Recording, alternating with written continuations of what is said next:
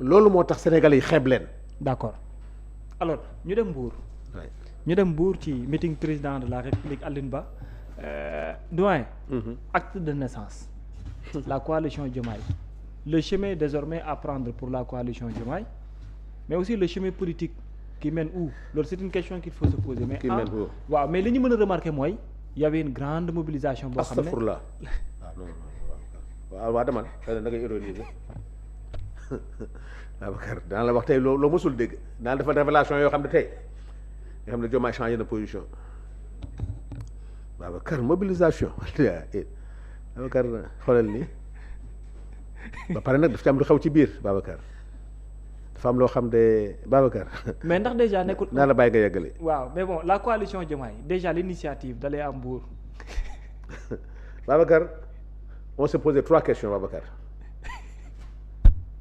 kan moo convoqué lii. lu tax. c'est l'initiative de waaw la coalition. coalition Aliou Ba yeneen image. waaw am na yeneen image. waroon na génne image bi xale yi wax Sonko bi boobu. non am na image yoo xam ne stade bi dafa fees dell. waaw baax na. mais ñu ko feesal. waaye. waa kër Sonko yi ngi ci de. voilà xoolal lii. nii non. du caaxaan. un meeting national. kon su ma leen a bëri na nit. xoolal lii. Babacar un meeting national. ñoom ñu ne un meeting national. waaw ci biir meeting bi gis na si. ñi doon standé Sonko ñëpp gis nañ ko fi. tu vois. lii du message. mbooloo bu takku bi. non moo am message bu leer parce que lii gàcce mënul weesu lii ils ont fait heureusement que le président am service de renseignement moo tax ñëwul Babacar.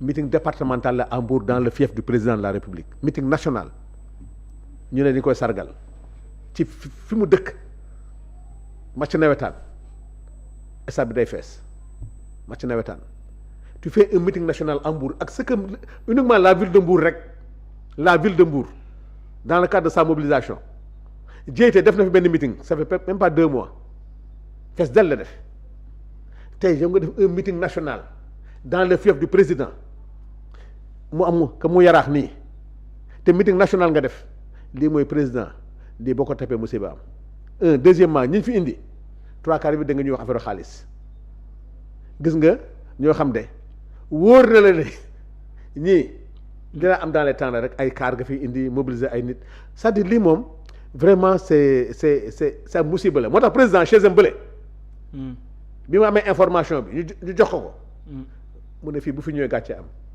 parce que président dafay def meeting ci clôture meeting am bi ñuy clôture meeting am xam na ne waxuma sax stade bi mais mbedd mi kenn xëju fa tey nag moo war a ñëw ci këram waa këram génnuñu. donc loolu muy premier deuxièmement mooy le message. message yu doy waar ci nekk. c'est-à-dire. Serigne Gueye Diop nee na président Diomaye mooy nekk seen candidat 2029 mooy ñii defuñu lu baax. loolu kay moo baax nag. non Serigne Gueye Diop ci ay contre-valeur aussi toujours. déet. Serigne Gueye Diop bokkul Pastef. te président Diomaye nee na c'est les instances de Pastef qui ñooy investir le candidat mooy Ngouda Mboup sa commission d'investiture là. donc président loolu lay xaar. yow nga ne da ngay investir président en dehors de Pastef mooy yaa ngi génnee président Diomaye de Pastef. su fekkee président yemul Pastef nag. non mooy mu ngi confirmer que président daa war a génn Pastef. waaw ma ne su fekkee président yemul Pastef kese nag. non mu yemul Pastef c'est pas possible. non si. non kan moo koy porter. ku koy porter kan moo porter coalition Diomaye. de Pastef. Pastef. waaw moo porter la coalition Diomaye président. ci élection ya. non loolu weesu na. loolu weesu na. weesu na kay. non président Diomaye. fi ñu toll ak fi ñu jëm nii xam nga ne doyen c'est Diomaye qui porte la coalition Diomaye. loolu texte da koy bañ. loolu moral da koy bañ. kon lu tax mu des ba léegi nekk militant Pastef nekk tamit président d'honneur coalition Diomaye. waaw xam nga loolu mooy ñu ngi naxanteeg moom pour mu génn ci Babacar parce que xamul tax dañoo bëgg a sauver la parole du président soo mee kilifa da nga koy protéger pour kàddoom méngoog jëfam président moo wax na lépp luy politique da ci génn. waaw ba pare président ci projet de loi bi régir les partis politiques da ko ci bind. waaw nee na mu ne ab président mëntu jiite parti wala coalition. wala muy def nanga mais gars yi layal nañ ko ba noppi nee nañ membre président d'honneur la. non même président d'honneur waaw mais actif il ne doit pas être actif fii dafa wax heureusement ñëwul sax muy bu faute bu ñëwoon faute bu garaaw. mais gisoo mobilisation bi gars yi réussir. diggante Ndiaga Ñaaw yàlla xam na diggante ne Mbour. Babacar Fadiouth. Babacar Casamance. Babacar est-ce que xamoon nga foofu bu amoon vote Sonko day gagné président Diomaye ci foofu ci biir foofu stade boobu ñu def noonu. 80% yi ils sont favorables à Ousmane Sonko am na ñoo xam dañ leen dugal ci cadre ñëw rek bu amoon vote foofu xam nga sax ñoom nee nañu cabine téléphonique gu Sénégal yi ñoo fa daje. non non du cabine téléphonique yi am na ñoo xam ne bokkuñu Pastef am na ñoo xam ne bokkuñu ci Diomaye président gis nga ci tribune bi ñi doon yuuxu Sonko xam nga ñoom bokkuñu ci ñoom loolu mooy musiba bi. deuxièmement Abdourahmane Diouf. waaw dégg nga ci message am mu yuuxu rek as mooy Diomaye contre valeur mu ngi nii as mooy Diomaye sénégalais yi faluñu as ak Diomaye sénégalais xam nga ku ñu fay. Diomaye mooy Sonko mooy Diomaye. as mii mënu gagné bureau de vote mënu gagné bureau de vote. mais moom assumé na posture am. mais posture waaw mais posture anti valeur. non. ñii coalition anti valeur contre Ousmane Sonko la. da ngeen gëm yenu fële moom mu gëm yenu fii. non c'est-à-dire amul lu muy gëm bokkul Pastef. mais duggul Pastef. non Diomaye Pastef la bokk. mais yemul Pastef. déedéet mais non xam nga ni lu tax ñu nekk ay du nekk ay modèle. waaw dañoo dugg kër jàmbur bu ko tas président Diomaye moom rek mënulul politiquement mënulul boppam dara. président Diomaye bu amee doole am ko ar Ousmane Sonko la ak Pastef la chance du président Diomaye c'est d'avoir un fusible un paravent muy Ousmane Sonko. d'accord tey président Diomaye moo ne. ba tey jii ma lay wax keroog mu ne il fait confiance à son premier ministre parce que le programme bi président Diomaye di doxal c'est le programme de Pastef conduit par son premier ministre. Ousmane Sonko. non xam nga du ay wax dans l'exécution du programme gouvernemental ba léegi amul problème ils réussissent les programmes Birame Souleye dans son ministère gis nga ce qu'il est en train de réaliser Mabouba boo gisee Fadilou Keita CDC boo gisee Waly Diouf Bodian chaque département ministériel. ministre du sport di nga gis ne le gouvernement est en train de faire des réalisations formidables mais tout loolu lan la. c'est sous la conduite de son premier ministre beneen bi. waaw le garant moral de l'État c'est qui? C'est Ousmane Sonko. Oui. Quand il y a eu la crise sociale avec les syndicats. Qui est garant? C'est le président Ousmane Sonko mooy que c'est le garant. D'accord. Quand il y a la crise universitaire le garant c'est le président Ousmane Sonko. tey Serigne Gueye Diop bii nga xam ne li muy wax kenn xamul lu mu doon ci àddina. s'il a gagné tey dans les il va perdre Sandiara. Attention. Parce que bu gagné Sandiara c'est grâce à l'APR tey génn na APR dem dugg ci ay affaires yoo xam ne yu kenn xamul la tey Serigne Gueye Diop ministère bi ñu ko jox tey pour ne bi ñu am Sénégal moo ñu ko yóbbee wàññi nañu denrée yi moo wax fii ne fëgg jaay dañ koy arrêté n'est-ce pas indi ñu fi coow bu dul jeex. non loolu li mu expliqué moom la ñu. waaw loolu nag indi nañu coow. parce que waaw expliqué comprendre. xam nga ko sant loolu dafa gis suñu programme fu ñuy wax affaire fëgg jaay dañ koy arrêté. non dafa ne bu ñu demee ba yegg fa. waru ko wax parce que wax na ko te jëfu ko benn bi mu ne wàññi nañu denrée yi ndox Sénégalais yi naan denrée yi kenn wàññiwu ko. parce que il a fait une mauvaise politique de suivi mu ne recruter ay xale ñoo war a def contrôle des prix ana xale yi Serigne Gueye Diop bii moo ñu indi problème ci commercialisation ak kii bi nu mu tudd comme les agréments yu ñu joxe pour la collecte Ousmane Sonko moom mooy jël affaire bi en charge jàpp ko ci loxoom dem ci biir àll bi ne ko ana agrément yi koo ko jox lan moo tax ñu am problème Serigne Gueye Diop la donc ñi nga xam ne bokkuñu Pastef tey porter un programme gouvernemental au lieu que mu toppatoo ministère am boobu nga xam ne jafe-jafe mu ne mu nga fa mu topp di wax naan Sonko Diomaye mooy président 2029 te yow tu vas perdre et puis xam nga luy seen problème. su jaree mbëkkante sax ñu mbëkk. kii dafa am doole bay mbëkk muy am lu fit nga kii parce que doo xëcc ci moom. ba pare xam nga luy danger bi ñu yóbbu président Diomaye les derniers locales a perdu Ndiaga Niao te quand il perd ça c'est avec le Pastef. l'animation politique désormais c'est entre les mains de Abdourahmane Diouf d'après Mimi Touré. parce que seen tubaab nee na ko à chaque fois mu wax rek dolli paraan yi day commencé wàcc. seen xol commencé jax. non déedéet xamul tax dañ ko nawloowul billaahi nawloowuñ ko xam nga man Babacar su ma gisee kuy tàggale famille nit kuy tas ay diggante boo xam ne yow bi ñu koy bâtir non tu sais que le tandem a été battu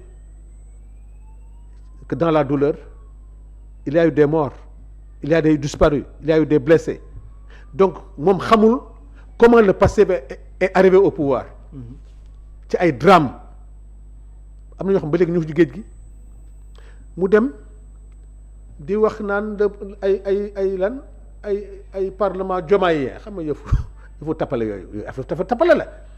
waaw comment tu peux dire un parlement jomaayien. parce que nee na bi ñuy wut ñu gunge nguur gi lañu waxoon te nguur gi nguuru jomaay la. waaw non du nguuru jomaay nguuru Pastef la. waaw mais noo ko mën jëlee sa jomaay kii à la tête. non c'est jomaay qui est doyen. c'est non xam nga jomaay nee na investiture qui a investi président Diomaye c'est le Pastef c'est Ousmane Sonko ñun les alliés dañuy gunge te moom malheureusement seen coalition boobu du coalition Diomaye de coalition contre Ousmane Sonko la parce que tey xoolal ku mel ni il a non honte kii il mérite même pas d'être Mbourois le maire de Mbour la bëgg ma sax wax turam. non Issa Sall moom désormais moom dugg na. Issa Sall dugg fan. nee na ku ne daagul fañ la nobee. muy wax ñu koy yuuxoo. non. président Diomaye bi ma gisee Issa Sall. bi yoon kenn am na lu ko metti. bi yoon kenn du ko yuuxu. yuuxoo nañ ko fa deuxièmement da nga fàttali kan mooy Issa kan mooy. dugg simbi mbooloo mi dar ko mu nekk ci digg bi. mbooloo moom sax motul bureau de vote bureau de vote Mbour loolu sax moo motul bureau de vote motul bureau de vote à Mbour un bureau de vote à Mbour li ko dar motul bureau de vote c'est-à-dire Issa Sall Cheikh dafa fàtte ne moom moo doon dàqante ñu ci récépissé Ousmane Sonko. mais tey mu ngi biir coalition Diomaye. non coalition contre Ousmane Sonko la coalition Diomaye. non coalition Diomaye. déedéet président Diomaye projet de xoolal ma lii rek xoolal ma kii xam nga kii xam na muy tàccu boobu xale yaa ngi koy yuuxoo. non. ah nan la tege imagine nee na keroog dafa dem ñu koy yuuxoo mais tey Sénégal ñoo koy tàccu. Sénégal. waaye Sénégal ñoo ko doon tàccu. stade Caroline Faye man football naa fa nag football naa stade Caroline Faye stade bi fees del xam nga kon ñii mënuñu fees stade ba deuxièmement ba ji nga Babacar bés bu ñu juumee ba président ñàkk la commune de Ndiaganiao gàcce la. non loolu moom mënul nekk moom. waaw loolu nag mooy défi bi. gis nga Babacar nañu bàyyi élection nationale gagné Sénégal ngay wax kay gagné Sénégal. Babacar. mënul nekk gagné élection locale kan moo gagné. gagné élection locale kan moo gagné du APR ak madame la maire te boobu président est parti avec Pastef bii pas ñu bëgg a génne président ci Pastef mu jàkkaarloog l'actuel maire tey seen défi xam nga mooy lan. fexe ba campagne président ba Ndiaganiao du ko perte. d'accord xoolal tey bés bu ñu juumee tey ba président ñàkk la commune de Ndiaganiao. mais ñàkk demuk président de la république ban lendemain la mën a def dans la coalition. non man am naa bonne lecture ne président nag et puis xam nga loolu daa ma sama xel daal. déedéet quand j'ai vu le président ñun ñëpp am na benn waay joo xam ne ci kulunaay la bokk quoi. waaw. non si. waaw non baat bi laa bëgg naa kii. non su ma benn xarit la. daf may tooñ daf may wax ne ñun xar yi day wax ñu ne xar nañu. ma naan ko ñoom ay moo tax man suma xarit boobu laa wax quoi. waaw tubaab bi moom dafa ne ñun lañ leen bëgg a nax ma ne ko lan la mu ne ma bi mu gisee. non baat bi loolu dinañ ci ñëw. waaw donc pour wax la ne. président am na lecture nag c'est l'un des personnes les plus informées au Sénégal. loolu c'est vrai. président xam na ne léegi yoon bi baaxul. d'accord donc meeting bi nag. il fallait que meeting bi am lii bu amuloon rek du baax ci président il fallait que mu am mu xam nag lii fan la ko gars yi bi si benn labyrinthe ni ko doon dugal. d'accord heureusement sorewul ci labyrinthe parce que ñëwul bi mu ko gisee rek dafa rocceeku def discours am. toog këram dem voyager. donc le président a compris que ne gars ñi ancienne politique ba nañu bëgg a indiwaat. seetlu woon nañ mën a yàq ci seetlu woo. waaw. c'est que. seetlu woon ni. seetlu woon ni lan. seetlu woon ne ñi fa nekkoon les quatre là. waaw Abdourahmane Diouf Mimi Touré. Maître Tine. waaw ak Serigne Gueye. kenn du ci Pastef. parce que li ñuy def Pastef daf ko bañ. mais am na ñu bokk Pastef ñu fa demoon non dama ne. am na ñu bokk Pastef ñu fa demoon. en tout cas porté wuñ ko de ñii ñoo ko porté xoolal kàddu yaa ngi nii ñii kenn du ci Pastef te lii Pastef da ko bannir lii bokkul ci programme Pastef lii mooy politique bu njëkk ba ñun suñu temps lii moo doon politique bu njëkk ba joxe xaalis mobiliser ay car joxe ay sandwich. Abdoulaye Tine moom il a la confiance du président. Abdoulaye Tine de sa nomination ni mu assoiré ak. waaw kontaan na nag la communication waaw moom communication. Abdoulaye Tine ki du référence pour la communication parce que Abdoulaye Tine pour rafetal les mots. il est en train de vulgariser. man vulgariser Abdoulaye Tine bu waxee ak so bu waxee boo ne kii di waxu Abdoulaye Tine la parce que kenn doon wax maître kii di waxu Abdoulaye Tine la mooy wax bi ñorul parce que kii dafa def lu grave dafa sosal assemblée nationale. d'accord alors doyen ñu dem ci dernier point bi parce que waxtu bi mu ngi waaj a jeex.